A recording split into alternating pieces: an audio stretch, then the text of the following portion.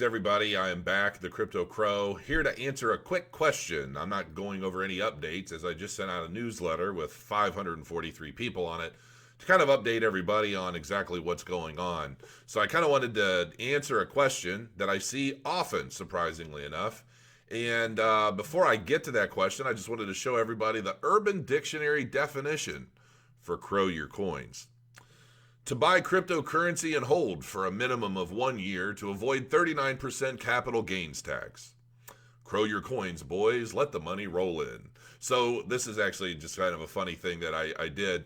I thought, you know what better than to legitimize the crow your coin phrase on Urban Dictionary. And I had some people from the Crypto Crow Telegram group, thank you guys, to help out and kind of upvote this a little bit. You're welcome to look it up, give it some plus signs or some thumbs up, and let the world know that you adopt that phrase as your own. So here's what we're going to discuss. We're going to basically talk a little bit about what the hell is an ICO. And I know this sounds basic for quite a few of you. This is a very basic topic. This is all I'm going to talk about in this video, so feel free to skip ahead. But basically, you know, an ICO it's an abbreviation for or an acronym for an initial coin offering. Okay. Now, prior to the blockchain, space, companies would issue IPOs, which was for an initial public offering. Typically, a company that wanted to initiate an IPO, typically those companies had, solid revenue already. They'd been in business for quite a while. They're doing, high seven figures in revenue, but they want to go public and grow further. They have, board of directors, CEO, a whole executive chain, all that fun stuff is well established long before they even start an IPO. And you could only get into it, you could only get into an IPO if you were an accredited investor, which basically meant you were already filthy rich. You didn't need the money, but it was just something fun for you to get into so that you could get richer.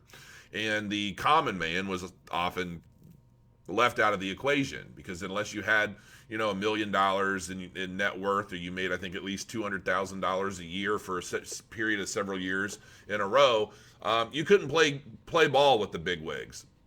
So you weren't able to get into the ground floor of some of these technology applications like Snapchat that you could have at one point bought for like 3 cents a share or something ridiculous had you already been filthy rich.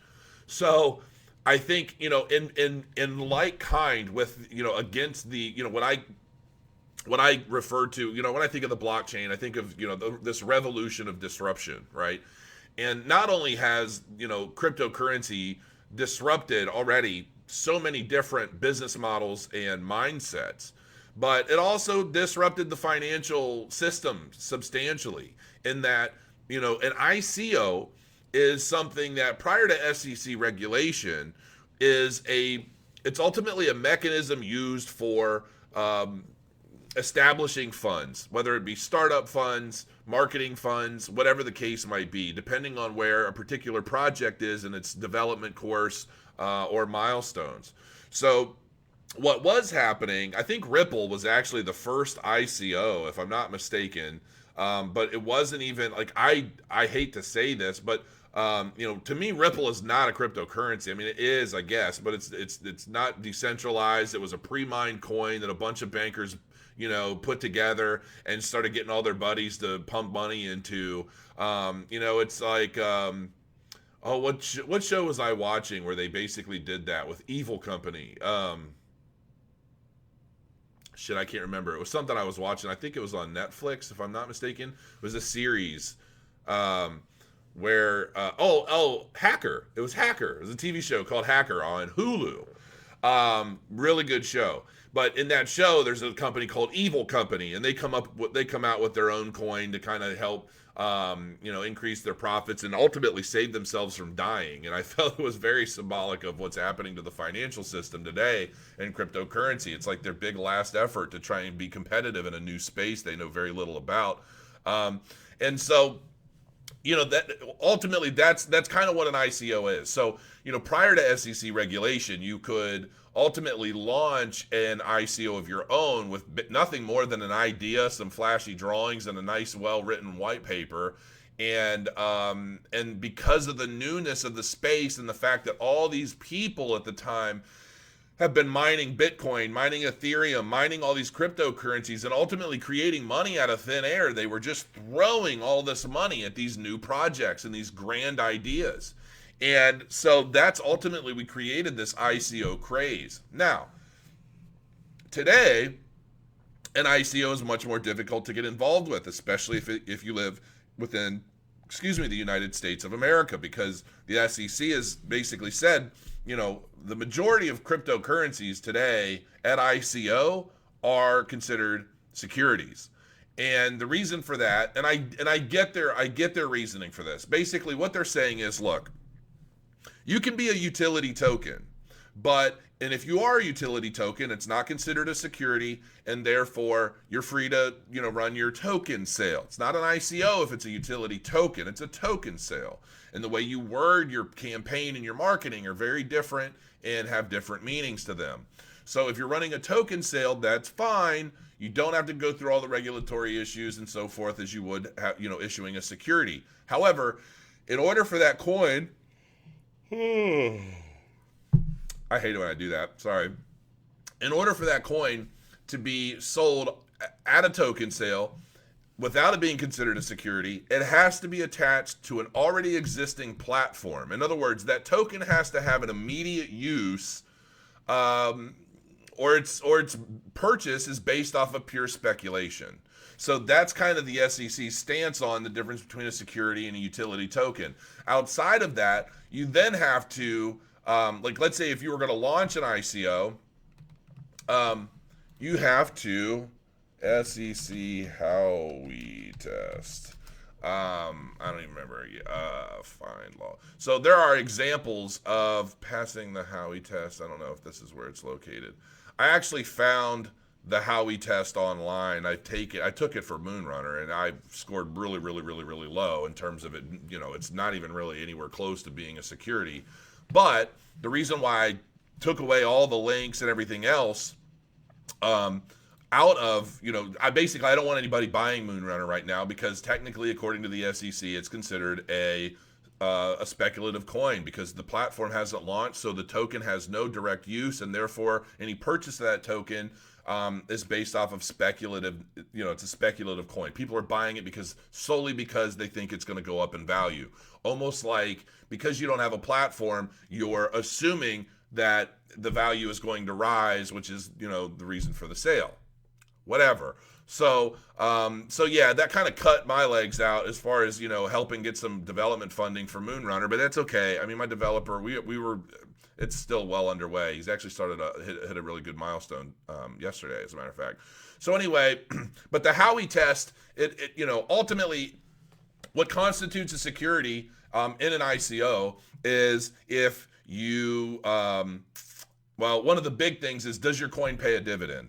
In other words, if I'm buying your coin and whatever you're doing to generate revenue, profit for your company, you're sharing those profits through, as a dividend to the coin, like Cost Coin, like the exchange coin I talked about earlier, which I like. Ultimately, they're paying a dividend. They're basically saying, hey, buy into our exchange, and depending on how many of our Cost coins you own, you're going to get a fragment of all of the transaction fees associated with all the coins that are traded on our exchange, which I've never seen before, and it's pretty solid. So, and the coin's only it was like $1.85 this afternoon when I posted a video. I doubt it's gone up yet, but I will go look just out of sheer curiosity. Come on. Cost. $1.81. So it's gone down a couple cents today, which is totally fine.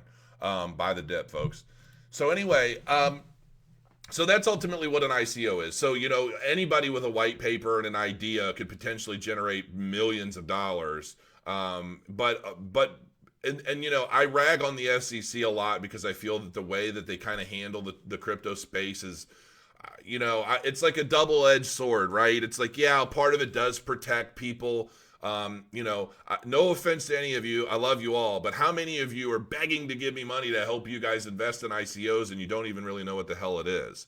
So the SEC is ultimately trying to protect you from ICOs that have no business even being in the space.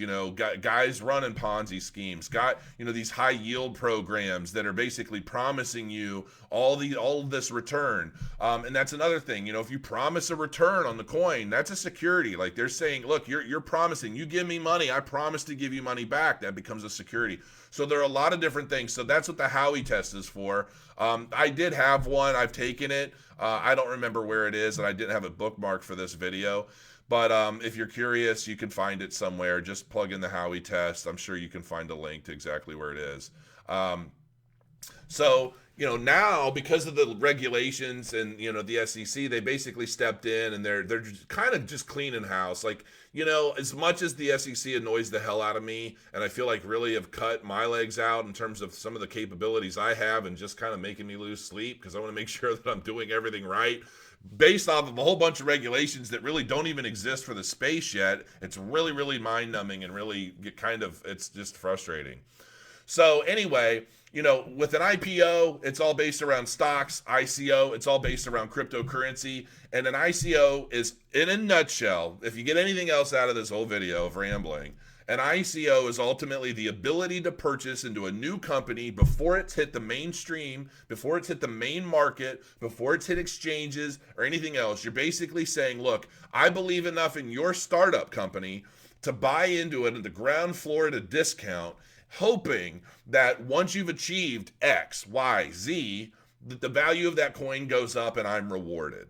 So the later in the game, and that's how you see pre-sale, private sale, token sale, public token sale, all these different kind of stages of token sale. It's because the sooner you get in, it's the less, it's kind of like, okay, like, how many guys have you out there? Like, I know there's so many of you guys out there, you find this amazing woman when you're nothing. Like, you're nothing, okay? And you're just like, you're trudging along trying to live your life and make yourself somebody, and you want to accomplish a whole lot of things. And then you find this amazing, beautiful woman who just accepts you for you, right? And you're just kind of like, man, she is investing in you at the ground floor, hoping to get a return. She's hoping you don't get fat, i.e. turn out to be an ICO scam. She hopes you're, gonna treat her right, be good to her, i.e. communicate with you, let you know updates, milestones, things like that. I mean, you could really compare an ICO to a marriage in a lot of ways. So, but that's ultimately what it is. Like, she's investing on the ground floor of you and hoping that everything goes really well and you have a fantastic life together. Well, that's exactly what an ICO is. You're getting in on the ground floor. You're buying it in cheap before you've proven yourself. Before the ICO has proven itself. And the further along that ICO or that token sale goes, the different development stages, the less a discount you're going to get because they know that their coin has already started establishing value among the public. And so the prices start going up. So ICO ultimately is your ability to go into a token sale or go into a startup company, whether it's as a brand new idea or an already completely established platform. Whatever the case may be, you're getting in cheap, ultimately before that coin has hit the exchanges, and the value continues, it starts to rise ultimately. So that's it. Where am I at? 13 minutes. That's not too bad, right? Hopefully that wasn't terrible. And I gave you a pretty good explanation. But you can Google what is an ICO. You'll get a lot of different examples and information associated with ICOs and what they are and how they started. What was the other one? I read something on this article. History. Yeah, the DAO, DAO, I guess was.